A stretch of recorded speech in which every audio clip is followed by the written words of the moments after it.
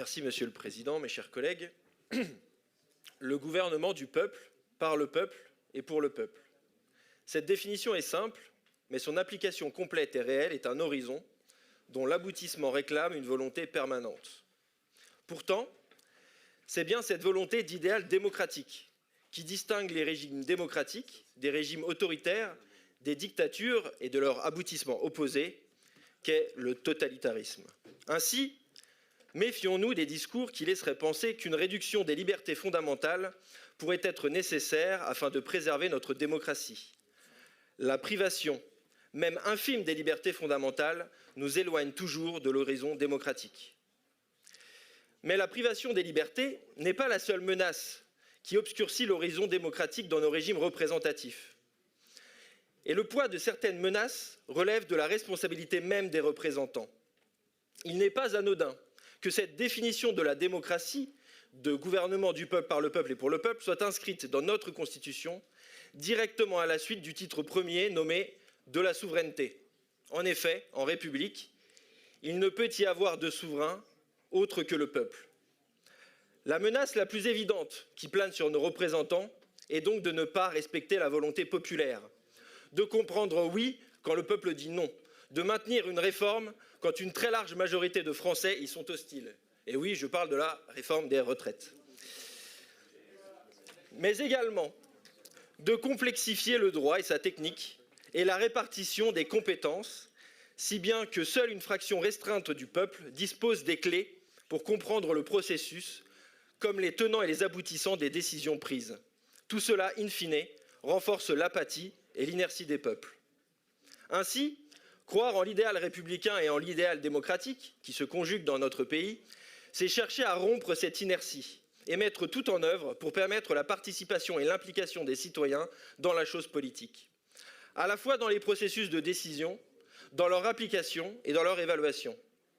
Car il ne peut y avoir de régime démocratique viable si les dirigeants eux-mêmes ne croient pas à la capacité du peuple à comprendre et à agir quand on met tout en œuvre pour qu'il puisse le faire. C'est tout l'enjeu du processus engagé dans notre région, notamment depuis 2018, sous l'impulsion de Charles Fournier et le vote de la délibération « Faire vivre la démocratie permanente en région Centre-Val de Loire ». Cette charte de la participation en est une étape décisive qui vient renforcer le processus engagé, comme l'a expliqué la vice-présidente Lauro. Cette charte consacre deux méthodes d'augmentation de la participation citoyenne. D'une part, elle renforce la participation des citoyens et des corps constitués à travers des instances de discussion qui ont pour objet à la fois d'enrichir le débat et de produire un avis sur le travail de notre institution. Cette charte consacre également un certain nombre d'instances déjà construites par notre région et sa majorité, mais elle en annonce également d'autres qui renforcent le pouvoir d'agir citoyen. D'autre part, elle facilite également la participation et l'implication citoyenne dans le processus de décision même de notre institution. Pour réaliser ces tâches, la région, avec cette charte, déclare prendre un certain nombre d'engagements. En premier lieu, parce qu'il n'y a pas de république sans républicains ni sans républicaine, nous avons décidé de prendre comme premier engagement de mettre tout en œuvre pour renforcer la culture de la participation dans notre région. Évidemment, le préalable à la participation citoyenne et dans les institutions, c'est de rendre ces institutions et le processus de décision visibles et accessibles à toutes et tous. Ainsi, par cette charte, la région déclare dans le premier point du premier engagement vouloir renforcer par tous les moyens possibles la compréhension du fonctionnement et l'accès à l'institution.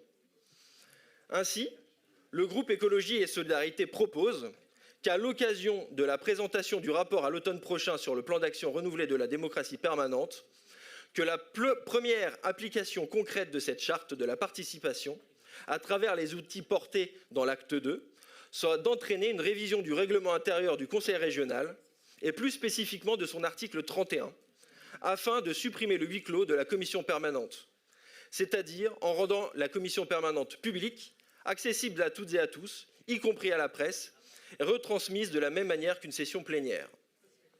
La prise de décision est un engagement fort. Elle est aussi un préalable à la crédibilité de notre démarche en matière de démocratie permanente. La démocratie permanente ne peut s'interrompre à l'ouverture de la commission permanente.